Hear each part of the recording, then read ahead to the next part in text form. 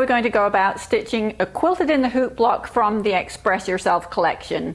Now I've got all of my supplies lined up, and right now I have in front of me a piece of batting that's cut to size, and that is 6 inches by 7 inches. All of the dimensions and everything you need to know like that's in the instructions that come with the design collection.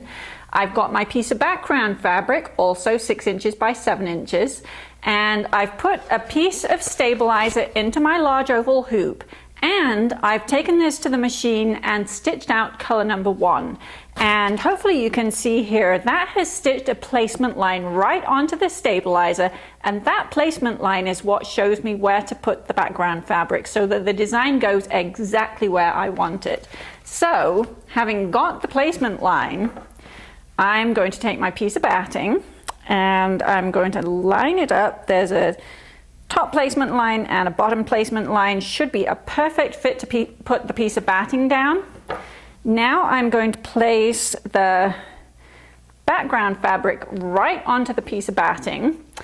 And now to hold everything in place, remember the Scotch tape? I'm going to take a generous length of Scotch tape.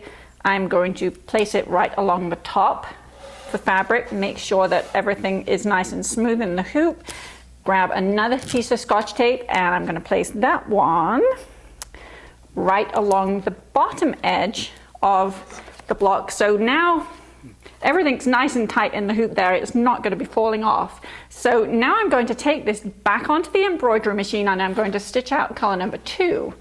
And what that does, it's going to stitch a basting line right around the edge of the fabric. Now I know we've got everything taped in place and it's all nice and solid, pretty much guaranteed not to move. I'm not taking any chances, so I put a basting line in the design, and then it's going to go straight on and it's going to do all of the background quilting. So the background quilting is the part that I love because it really takes hours and hours and hours of finishing the project. Once your embroidery's done, you're pretty much, everything's already quilted. So we've got the quilting done. Then we're going to do color number 3, and that is actually, I've got my applique shape stuck on the hoop there. Color number 3 is a placement line that shows me where to put the applique shape. Now if you look at what happened after color number 2 versus what happened after color number 3, from far away you can't really tell any difference, but when you get close up you'll see that the quilting doesn't necessarily give you a perfect edge to know where applique shape goes. Hence color number 3, you're going to stitch that out. It's going to make it absolutely clear where your applique shape is going to fit. So at this point you're going to take the hoop right off the machine, take it over your ironing board. You're going to get your pre-cut applique shape, which has the fusible webbing on the back. We're going to remove the backing paper from the applique shape, just like that. And now we're going to position the applique shape exactly in the placement line. And there it goes.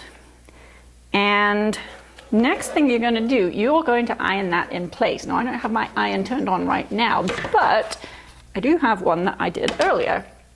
So we've got the applique shape and it's fused exactly in place, and actually if you look at it from behind, that's a really good indication that you put your applique shape where it needed to be, because you can see the placement line really clearly from behind. So that's all in place. You're going to take that back to the machine and stitch out all of the remaining colors. So it's going to do some edge finishing, and most of the letters in the alphabet for the Express Yourself collection, they're using a satin stitch to finish the edge, but it's not just any old satin stitch. It has my personal special touch to it. So all of my satin stitch has a triple stitch around the outside edge and a triple stitch around the inside edge, so it gives you a gorgeous finish and just looks beautiful.